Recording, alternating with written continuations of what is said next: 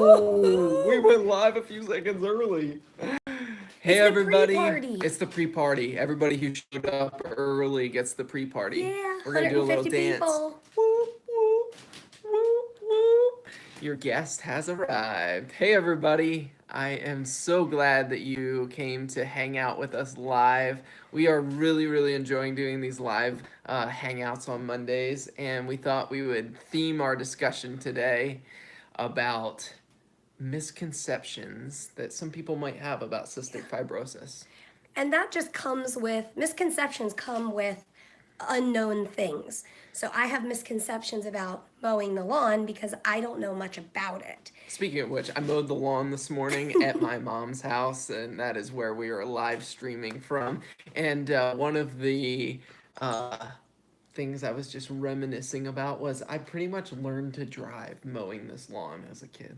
That's cool. Isn't that cool? I looked outside when he was like mowing the lawn and like weed whacking and stuff, and he had a little pep in his step. He definitely enjoyed it. And it was a sunny, beautiful day. The sun is setting, like we can kind of see through the trees a little bit. So speaking of the sun setting, leave a comment. Let us know where you're tuning in from. I see somebody's England, from England, which Colorado. You're up late if it's in England. What is it like? It's 2 a.m. Party people. Or 1 a.m. probably. Arizona, Vermont, Minnesota, Florida and Ohio, Chicago, England, Australia, Massachusetts. Do you realize when we were riding in the car earlier today that we were singing? Like sometimes Mary and I start singing random songs, and it's like, why did we? So I saw a sign at Dunkin' Donuts for a culotta. Yes. And so we started singing the culotta. Do you remember how the culotta was song it? went? You're my culotta. My culotta, my culotta, baby. My culotta, my culotta, baby. And then it progressively went up in octave until we couldn't sing it anymore. And then we moved on, and it's so normal for us to sing like that. If you like eavesdrop on us, like you would think we were crazy, but I guess we all are a little crazy. I think it is true. So it is Cystic Fibrosis Awareness Month. It's also So Many Awareness Month. So many awareness month. Like literally. May is National Awareness Month. Be aware. It is even May Awareness Month. May is May Awareness Month. So are you guys aware that it is May? I am aware. Are you?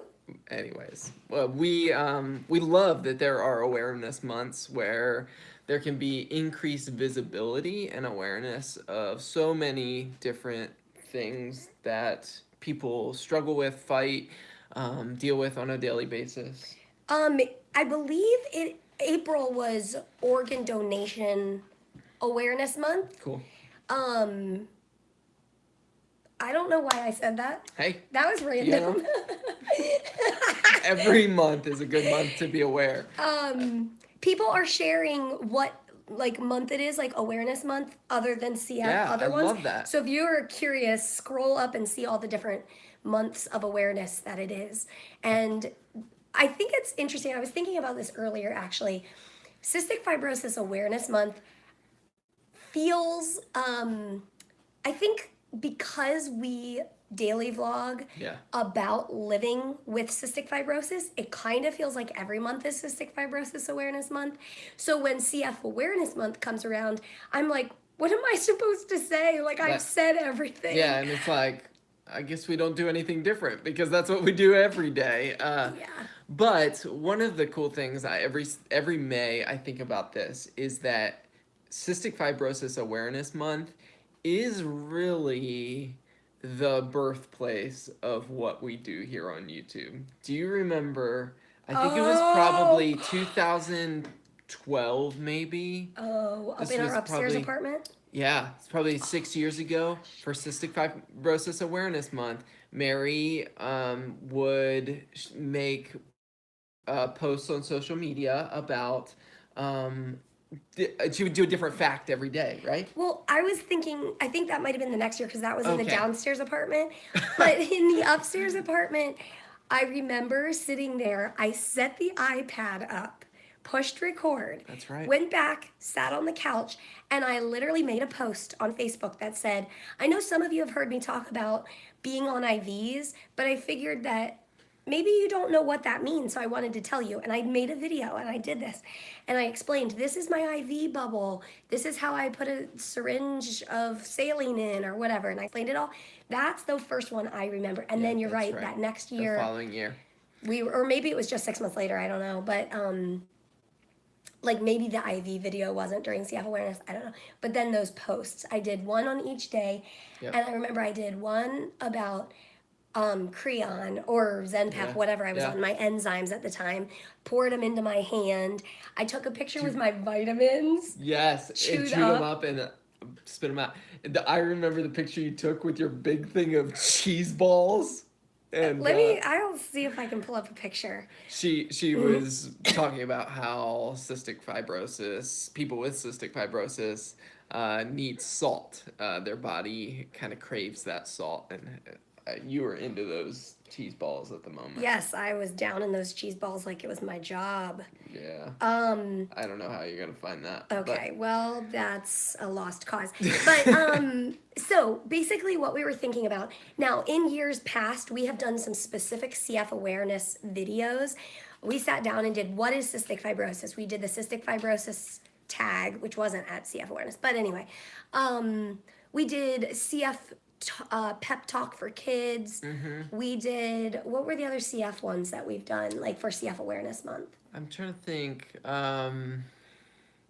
We've I done don't know. a bunch of different specific videos, and because of that, I'm not going to sit down and do another like what is cystic fibrosis video. It's already been done. But one of the things that we were thinking about as we were thinking about like what would be good to highlight was common misconceptions about cystic fibrosis. And I said to Peter, I think I might have made a note about this in my phone. And so I go to my notes and I pull down and I type in common misconceptions, and I have an entire list of things that I have written down months ago. Because we were talking about what do we want to talk about on the live stream tonight, and this is kind of the perfect topic. So let's start off with the misconception that everyone with cystic fibrosis is diagnosed as an infant. Oh, that's good. It's So- actually not true. Yeah, that is not true. But when were you diagnosed? I was diagnosed at 7 weeks old. And I was this an is infant. like I get to interview you. Why? Okay, so you and your sister have cystic fibrosis. Correct. It's a genetic disease. So both of her parents had the recessive gene, and you and your sister have cystic fibrosis, but they didn't discover hers at birth. I believe she was 4 months old. And so then 2 years later, when I was born, they knew to test me right away. And so I was diagnosed at 7 weeks old. But there are people who really go a large part of their life where they may have been dealing with the symptoms of cystic fibrosis but didn't have the diagnosis, right? I've also heard of some people where the sweat test is maybe inconclusive or right on the line, but they have all the symptoms, or maybe they have a lot of digestive symptoms, and their whole life they were like, my belly hurts, but I don't know why, and then they grow up and have more testing done, and it turns out it's cystic fibrosis. Well, I think maybe you should explain what a sweat test is. Okay, I don't remember mine because I was 7 weeks old. But if I remember seeing pictures throughout the years, they strap like a little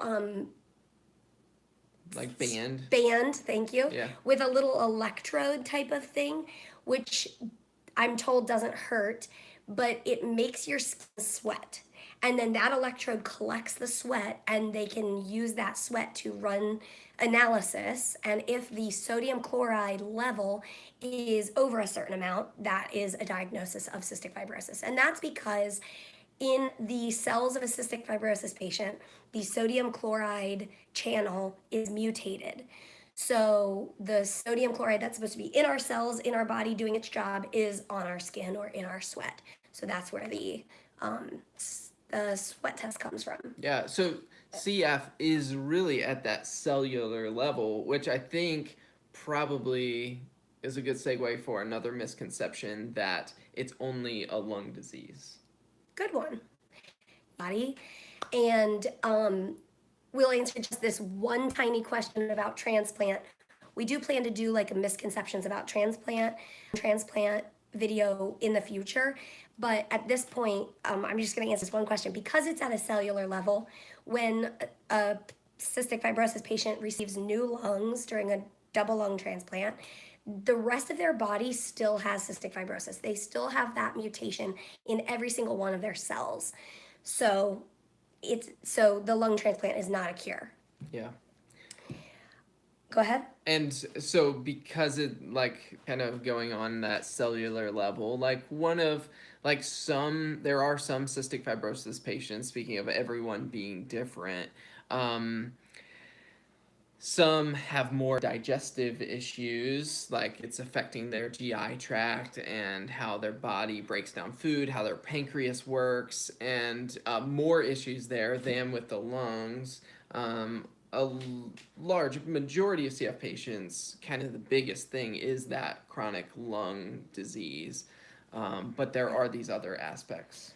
Yeah, that's right. And just like he said, some patients only have GI issues, some patients only have lung issues, some patients have cystic fibrosis related liver disease, cystic fibrosis related diabetes, osteoporosis. I'm trying to think of other things that it kind of main system issues, but everybody is affected differently. And in tomorrow's video, you will see a glimpse of how my sister and I are different. We both have the same genes. We both have cystic fibrosis, but our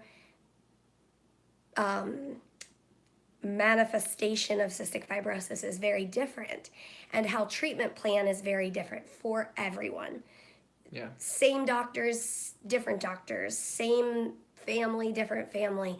Every single cystic fibrosis body is different. And I think that's one of the things that we try to emphasize on these videos, is that we are describing our journey with cystic fibrosis, which is a very unique journey. And one of the things, I think, a misconception we sometimes hear, whether it's in comments or things people say, is, such and such, so and so, who I knew who had cystic fibrosis, it Experienced it differently. yeah, this is what they did, and this is how they treated things, and so there is that reality that everyone is unique, and this is something that throughout the cystic fibrosis community as a whole is really emphasized, is that every manifestation of CF has its unique challenges. Yeah. We're gonna take a quick Ollie break. Oh yeah. Where is that? Oh look, he just looked this way. Let me move my Here, chair. why don't you slide over? There he is. Oh, how do I tilt my heart? There we go. So And thank you guys for bearing with us if the feed is at all blurry, which I assume it may be. We are streaming this live from our phone, and with that comes the technical challenges. So if it's too blurry for you, we hope this can be kind of a podcast where you listen in. There we go. But thanks for tuning in. We're thankful for technology that lets us go live and hang out with you guys. Another misconception is that everybody with cystic fibrosis needs to be on oxygen. That is not true. Like we just said, everybody with cystic fibrosis, their lungs work a little bit different. Some lungs are able to oxygenate and some aren't. For the most part, I have never used supplemental oxygen. I did a little bit after surgery. My body kind of freaked out for a little bit, but for the most part, my lungs do a very good job. Even when my lungs were at their worst, I still wasn't needing supplemental oxygen. And I think that's a misconception, that if your lung function is low, then your oxygen is low, and that is not an equivalent. Not necessarily. Yes. Sometimes as your lung function decreases, your oxygen saturation will decrease. But you're talking about two different things when you talk about lung function and oxygen saturation. Yep. That is correct. everybody should be on the same medications. Yeah. Wrong. Um, everybody, I mean, there are some like classic cystic fibrosis medications, but of course there are going to be people who have reactions to those, allergies, maybe it's not available in their country, um, all Yeah. the reasons. And like one of the realities, like when it comes to treating lung infections specifically, is that um, CF lungs are a place where bacteria can easily grow and colonize and make their home in CF lungs. And that's kind of what Mary's chronically trying to fight. Every There are some like bacteria that are common to a lot of CF patients, but different CF patients grow different bacterias. And that is one of the reasons why infection control is so important in the hospital and clinic setting, is that there isn't, we don't want to pass Mary's bacteria to somebody else or somebody else's bacteria to Mary. And so there, part of the treatment being different in every case is that the bacteria is different in every case. Yep. And That's the right. resistances over the years and all that. Yeah, So that's right. there's that. That's right. I'm trying to think of other. Well, I think one thing that I think sometimes comes up when we make our videos is people see Mary's journey, where maybe they see her feeding tube, like that has been a tool in Mary's journey, and so I think sometimes people assume that, oh, because Mary has a feeding tube, maybe all CF patients have to get a feeding tube. Oh, yeah. And that's not true. Some patients get a feeding tube like really early in their life. I know some little teeny kiddos I know of, I don't know them personally, but I know of little tiny CF patients who get feeding tubes. Um, I didn't get one until I was 27 and, or 28. Like a year ago, 27, I think. 27. And I I was able to maintain my weight until I was 27. And I remember when I was like 11 or something, my team, my pediatric team, they started talking about my weight and like, it's getting a little, you need some help.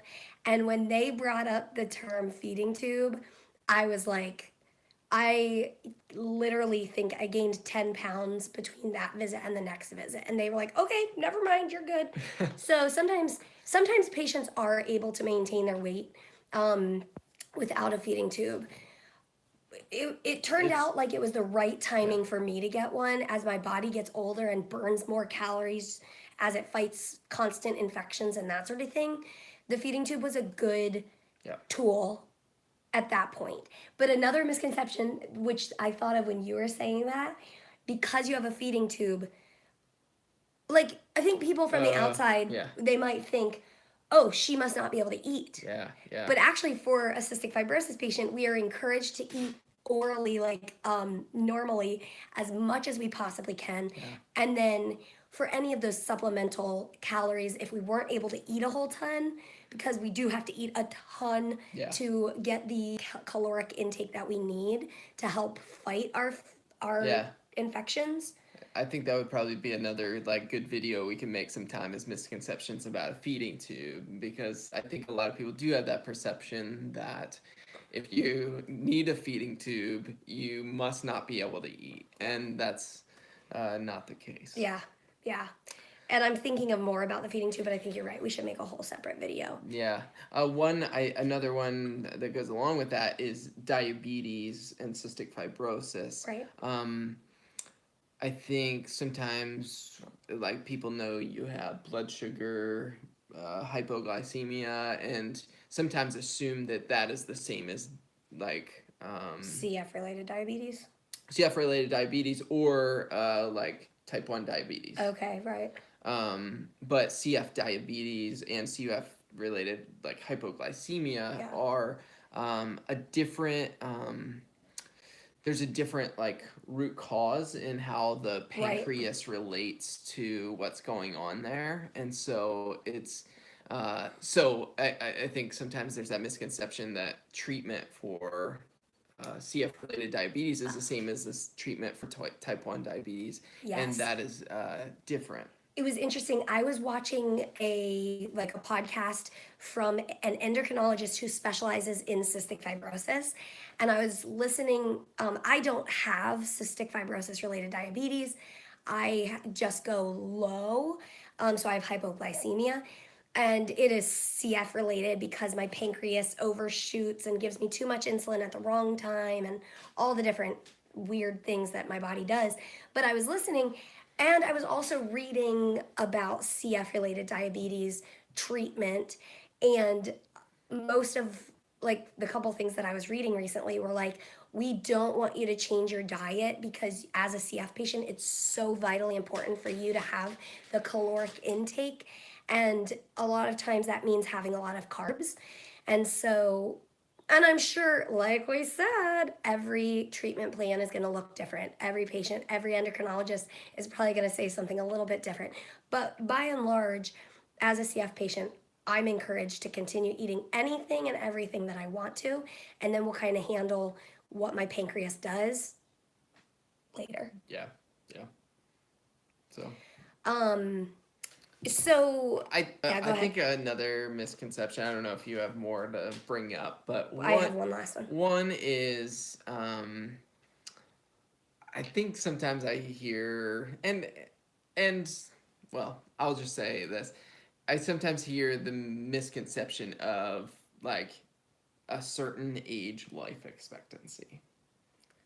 And I think that's a total misconception because what they're probably referring to in that case is the median average life expectancy of CF patients, which is something that's always changing and has been vastly improving in the last several years.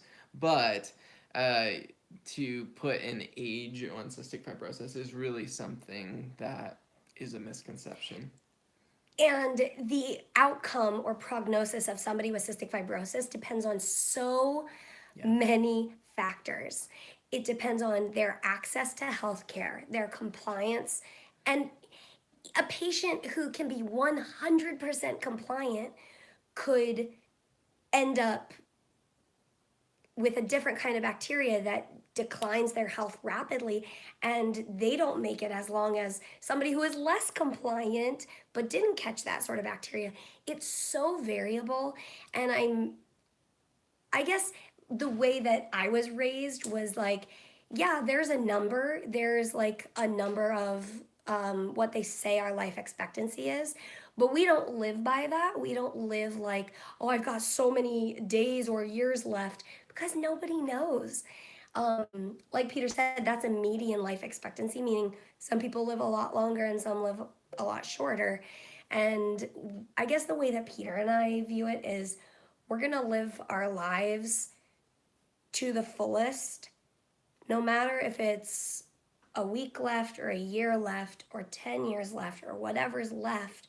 We're going to live our life to the fullest. Yeah, day by day. And that's one of the things we hope comes across with these vlogs is just embracing the day, whatever it looks like, because none of us know what tomorrow looks like, and none of us know what 5 years from now looks like. And I think Mary and us in our marriage, like we maybe realize that more than some people, but like there's that reality for all of us. Yeah, that's right. So, And one last one I wanted to bring up was the misconception that as cystic fibrosis awareness people, that CF is the only thing we ever think about or talk about.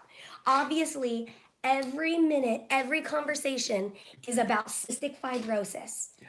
It's about treatments and plans of treatments. No. Yeah. So I think it's an interesting thing because we make videos about cystic fibrosis for the most part. That's what they're kind of geared toward because that's what people are interested in and that's what we've chosen. Yeah. That is not the entirety of our day, our minds, our plans, our thoughts, our conversations. we do focus on it a lot of times during these 10 to 15 minutes that we put on YouTube. But on our off time, we don't talk about it very often. Yeah. We talk about it when we need to. It's definitely something that's part of our everyday lives. Right. And there is, I think, it's kind of a misnomer within chronic illnesses of like the question of does it define you or whatever. Like in many ways, CF does like shape our lives. It's kind of hard to ignore. Yeah, and we're especially for us because it's what we do. Like Right. we make these videos and we think about it a lot. But in the midst of that, like we're living our lives to the fullest, and it is something that we forget about at times. I guess it's just that we don't dwell on it. So, okay, Yeah. so if we're doing something, so like today, we went out and I did this ridiculous Instagram post. Shit, this girl.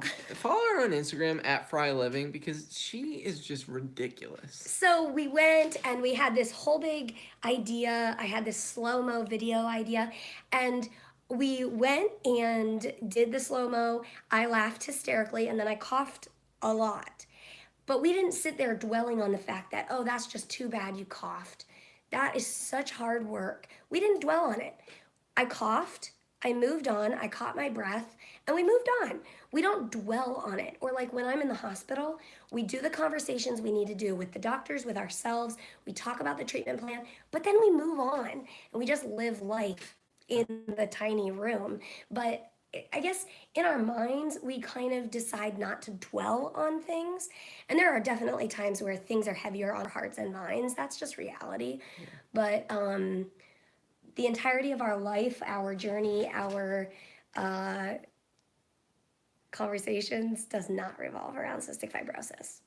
So. But it is Cystic Fibrosis Awareness Month, and thank you guys for tuning in and hanging out on this live stream, whether you're watching this live right now or you're watching the replay of this on our channel. Thanks for tuning in. Thanks for listening and being aware of what so many, I forget at the moment what the numbers are, like 40,000 people. With cystic fibrosis, 30,000 in the U.S., 70,000 worldwide.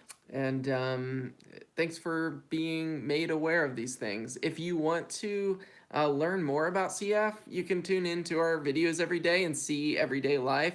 There's also the Cystic Fibrosis Foundation, cff.org, where you can learn more. They've got articles on there. And if you would want to contribute to cystic fibrosis research and helping support people in that fight. Mary and I have a cystic fibrosis walk that we are participating in a city near us. You could get involved with a walk near you. You can find our team after this stream is done. I'll put a link in this video so you can if you want to contribute to our team or form your own team. But thank you guys for your support and for being part of the Frey life. And as always, we will see you tomorrow. Good night. Wait, how does this work? I don't even Newbie. know. I think you press the X. Where? Oh, really? Yeah.